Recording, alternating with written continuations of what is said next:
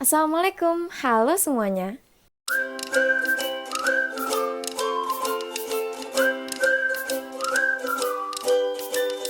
Apa kabar kalian semua? Semoga kalian semua dalam keadaan sehat dan baik-baik saja. Oke, sebelum belajar jangan lupa untuk menyiapkan buku tulis dan juga alat tulis.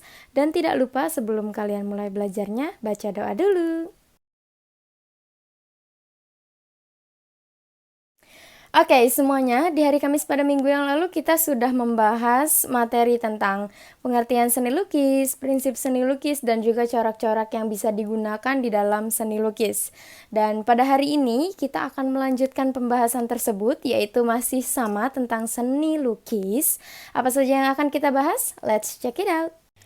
Oke, jadi materi yang akan kita bahas hari ini masih sama, yaitu tentang seni lukis. Kita akan sedikit flashback dulu mengenai pengertian seni lukis itu apa sih? Jadi, seni lukis itu adalah salah satu cabang seni rupa dua dimensi yang merupakan kegiatan yang membentuk gambar dengan menggunakan pensil, pulpen, kuas, dan sebagainya, baik dengan warna maupun tidak. Kemudian di minggu lalu kita sudah mempelajari tentang prinsip seni lukis, yaitu ada irama, gradasi, penekanan, kesatuan, keseimbangan, keselarasan, dan juga komposisi. Tidak lupa juga kita sudah mempelajari tentang corak seni lukis yang terbagi menjadi 3, yaitu corak representatif, corak deformatif, dan juga corak abstrak. Kemudian yang akan kita pelajari sekarang adalah media dan juga teknik di dalam seni lukis. Apa aja sih teknik dan media di dalam seni lukis? Nah, yang pertama kita akan membahas teknik seni lukis terlebih dahulu. Teknik yang pertama adalah teknik pointillis. Nah, teknik pointillis ini sama seperti yang kelas 7 sudah Ibu ajarkan, yaitu teknik melukis yang menggunakan unsur titik. Yang kedua adalah teknik tempera, yaitu pengeringan cepat pada media lukisan permanen yang terdiri atas pigmen berwarna yang dicampur dengan media pengikat yang larut dalam air. Nah, biasanya teknik tempera ini diterapkan pada dinding yang dibuat sedemikian rupa sehingga nanti hasilnya akan menyatu dengan arsitektur. Teknik yang ketiga yaitu teknik plakat. Nah, ini juga sama sudah diajarkan di kelas 7, yaitu cara melukis dengan bahan cat yang kental dengan sapuan warna yang tebal. Jadi nanti lukisannya akan bersifat menutup karena catnya yang tebal tadi. Teknik yang keempat adalah teknik akuarel, yaitu cara melukis menggunakan cat air dengan sapuan warna yang tipis.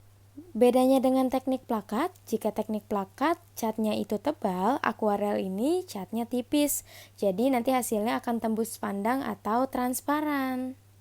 Kita lanjut ke teknik yang kelima, yaitu teknik spray, yakni cara melukis menggunakan cat cair yang disemprotkan dengan sprayer. Mungkin yang biasa kita tahu itu namanya pilox ya guys. Oke, teknik seni lukis bungkus. Kita lanjut ke materi berikutnya, yaitu media seni lukis.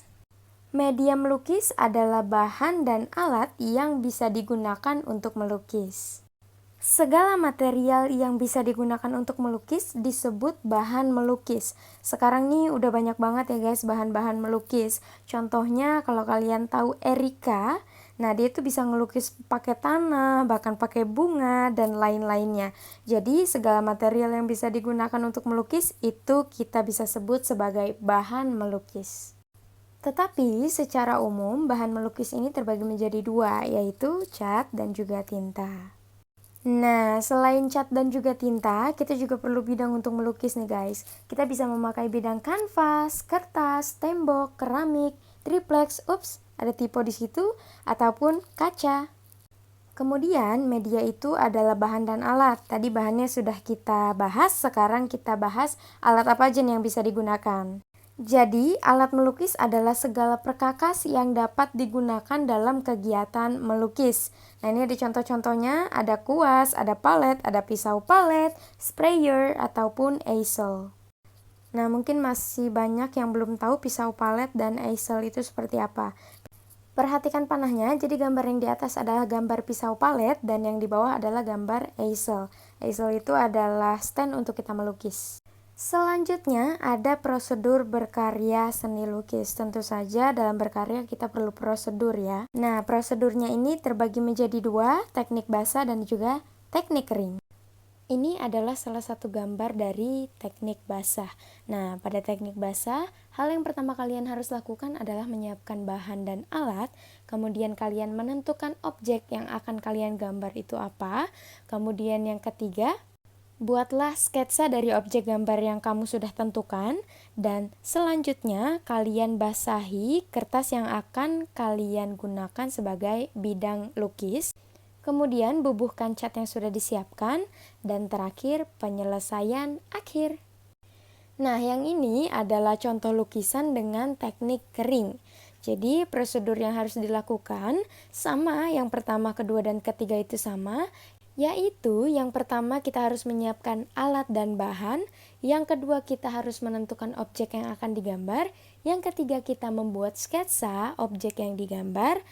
Nah, step yang selanjutnya ini adalah step yang berbeda, yaitu kertas atau bidangnya ini tidak dibasahi terlebih dahulu. Jadi kalian langsung bubuhkan saja cat yang sudah disiapkan. Dan step yang terakhir adalah penyelesaian akhir. Oke, semuanya itu adalah pembahasan kita pada hari ini dan kita akan lanjut lagi pembahasannya di minggu depan. Mengenai tugas, saya akan berikan tugas ke kalian melalui kelas Google Classroom. Jadi saya ingatkan sekali lagi untuk kalian yang belum masuk ke dalam Google Classroom, segera masuk setelah kalian menonton video ini. Dan untuk Google Classroom, linknya sudah saya berikan di grup WhatsApp. Jadi untuk kalian yang belum masuk Google Classroom, setelah menonton video ini, segera masuk. Untuk kalian yang belum memiliki buku paket seni budaya, tenang, asal kalian mencatat semua yang saya jelaskan melalui video, melalui Zoom, ataupun melalui teks, kalian tidak akan ketinggalan pelajaran. Dan akhirnya saya akan mengakhiri video ini, jadi sampai ketemu di minggu depan. Wassalamualaikum warahmatullahi wabarakatuh.